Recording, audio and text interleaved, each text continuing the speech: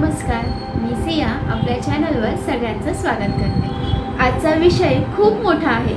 छत्रपती शिवाजी महाराजांची business strategy किंवा आपण त्यांच्याकडून काय धडा घ्यावा। मोठ्या कंपनीला हरवण्यासाठी मोठं असणं गरजेचं नसतं, गरज असते ती योग्य स्ट्रॅटेजीची।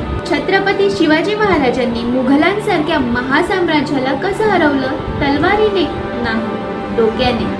आज आपण पाहणार आहोत शिवाजी महाराजांची बिझनेस स्ट्रॅटेजी आणि आजच्या स्टार्टअप व उद्योजकांनी यातून काय शिकावं। महाराजांनी मोठ्या सैन्याशी कधीही सरळ युद्ध केलं नाही, त्यांनी वापरला गनिमी कावा। शिवाजी महाराज छोटा सैन्य घेऊन अचानक हल्ला करायचे। त्यांचा वेग जास्त असायचा, त्यांच्याकडे गुप्त माहिती असायची आणि ते योग्य वेळी हल्ला करायचे।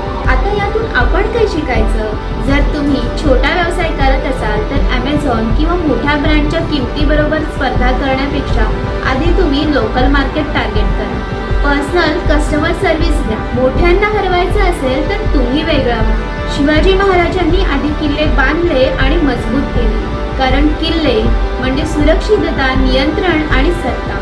आज तुमचे किल्ले कोणते?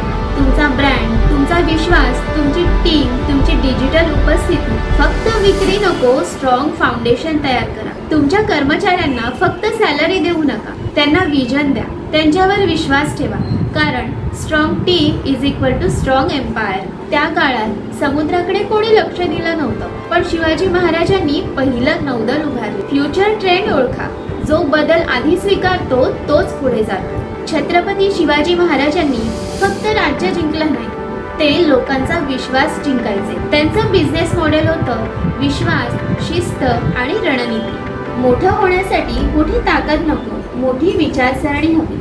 जय भवानी, जय शिवाजी। व्हिडिओ आवडला असेल तर लाईक, शेअर आणि सबस्क्राईब